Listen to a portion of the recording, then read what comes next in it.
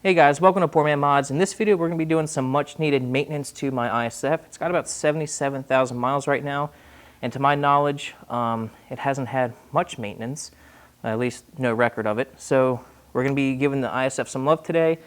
It is middle of October here, so I will be parking the car soon for the winter and driving the IS300. So I'd like to get this stuff done before winter comes and have it ready to drive in the spring. So I already have the rear of the car jacked up. Let's get under it and start our first thing. We interrupt this video for a message from our sponsor, and our sponsor today is me. So this is filmed obviously like a month or two after I've done this video. However, I did invest in a 3D printer and I'm now making some pretty cool products. This product in particular is an ISF threaded oil fill funnel. It has the F logo on it, not sure if you can see it. But this will thread right into the engine and you can pour oil in it and make your oil changes a lot easier, and it's just super cool. I also make some items for the Supra as well. Got some Supra silhouettes and some saw blade wheels. I will be making more designs as time goes on, but I will have links to everything down below for you to check out. Super cool stuff, so if you want to support the channel, please do so by purchasing some of these items.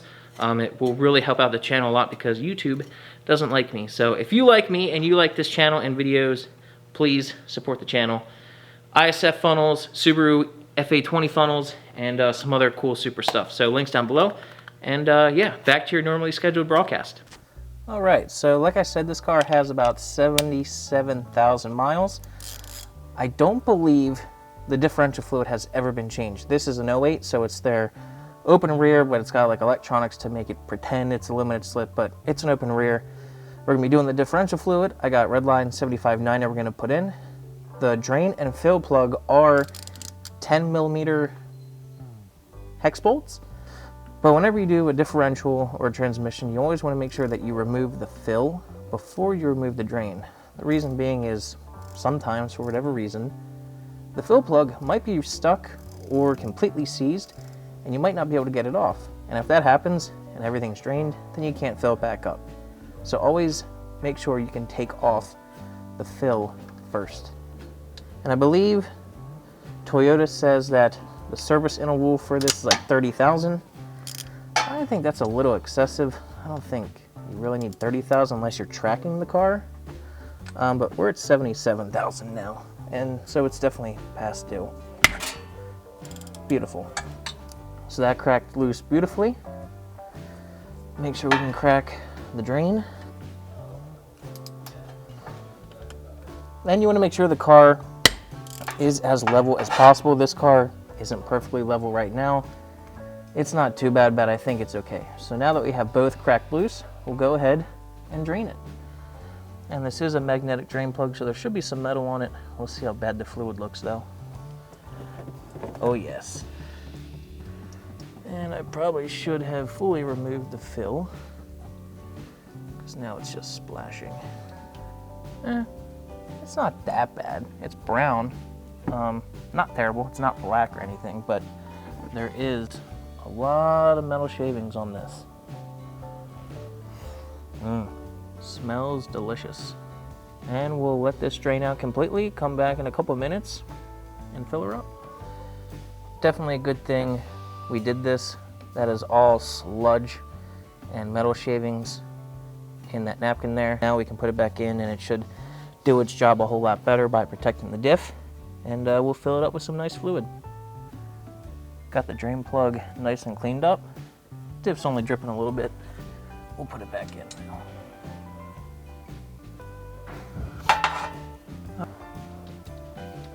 Got the fill out.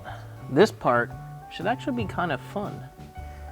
Alright, so here's what we have going on here. I have a really easy way for getting this fluid into the diff, and that is a drill pump. Now it does require a little bit more fluid because the volume of hose and the drill takes up fluid. I want to say the capacity of this diff is like 1.7. I went and bought a 4-quart jug because it's significantly cheaper by the quart to buy a 4-quart jug, and it's going to make this really easy. Pretty much I'm going to put the hose in the jug, pull the trigger on the drill, and it's just going to pump and pump and pump until the diff starts to overflow. I won't have to change bottles.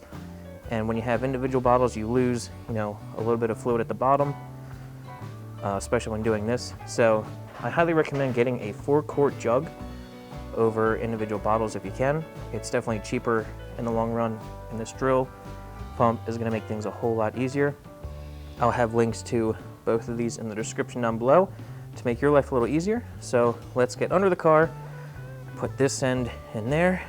This end will go into the diff. You need to make sure that the hose is smaller than the drain plug because it needs to go in the diff.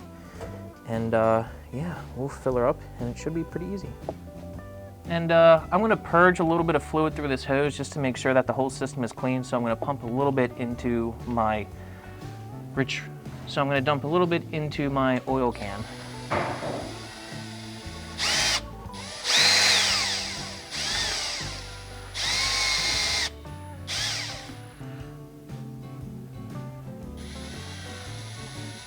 All right, just enough to purge it.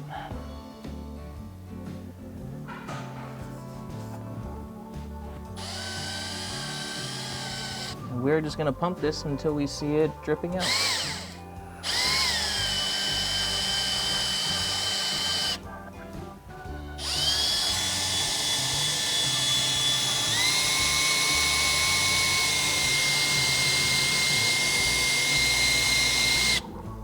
Sorry for the noise, but I also have a light behind the jug so I can see the fluid level of the jug. Once it gets about halfway down, that should be close.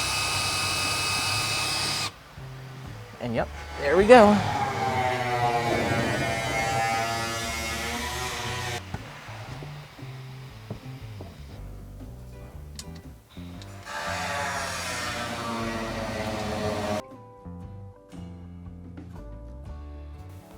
All right, day number 2, got the diff complete, and now we're going to be doing spark plugs on this thing.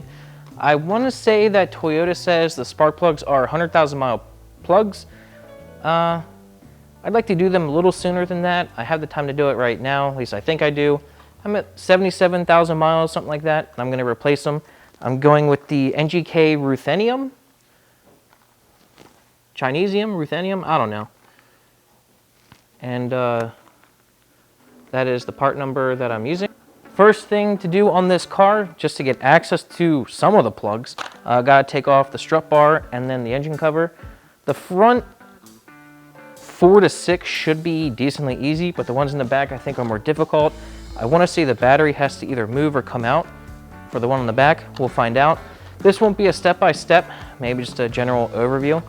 And I'll show you what my old plugs look like after 77,000 miles. So let's get started.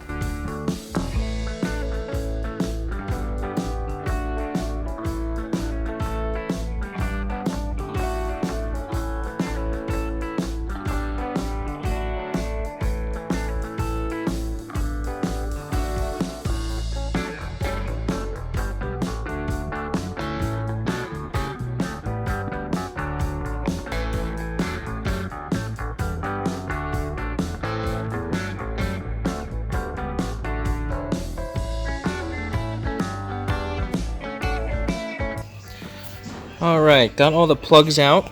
They are definitely looking their age. I lost one though. One fell on the belly pan and was never to be seen again.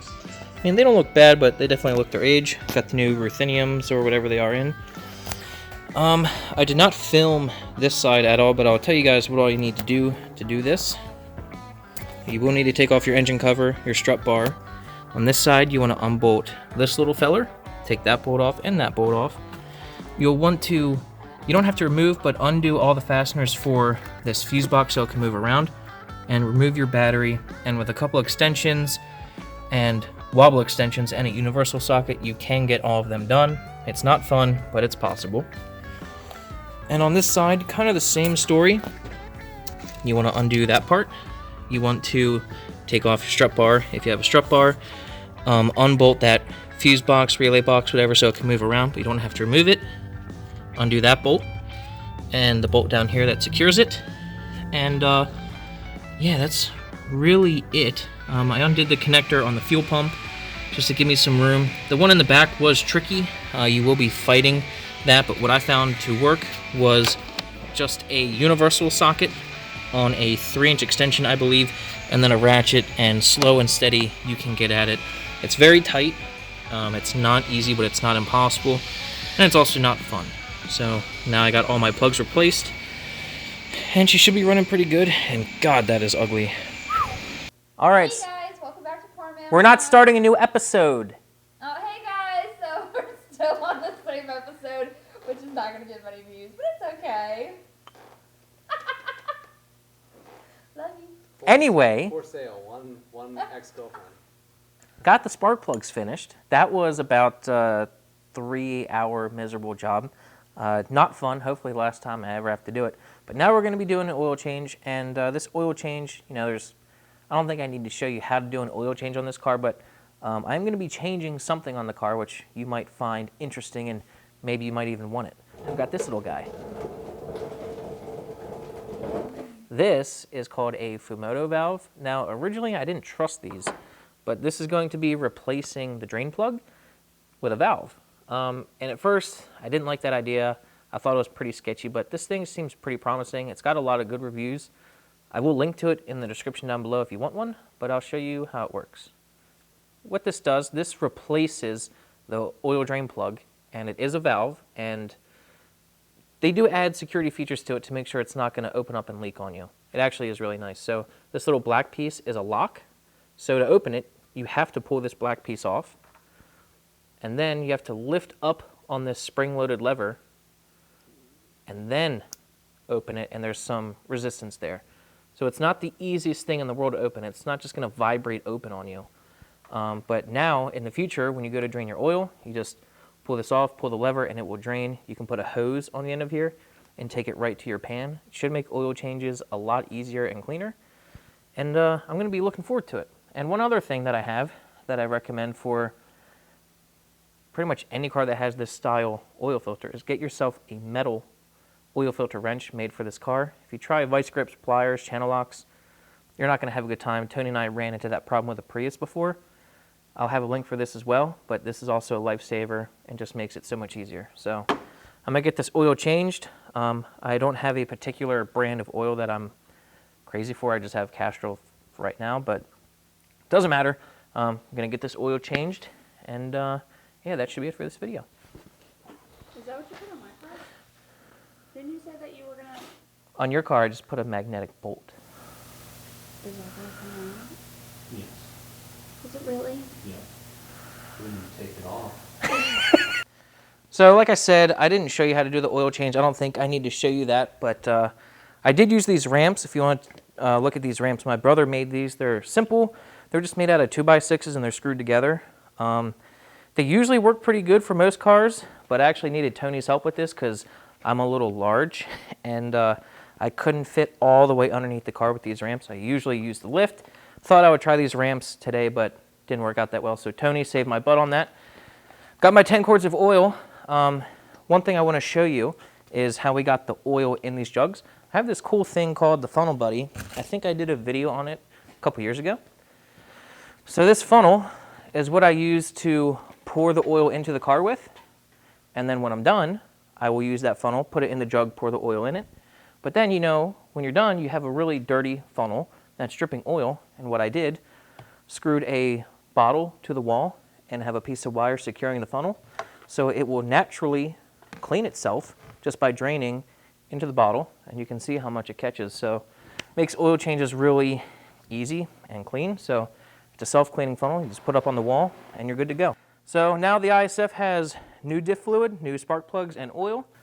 So it's going to be good for quite a while. But unfortunately, I'm going to be parking it for winter, and I'll be driving the IS300. So it's at least good for winter. So hope you guys enjoyed this video. Hope maybe you learned something. I'll have links in the description down below to the products that I mentioned.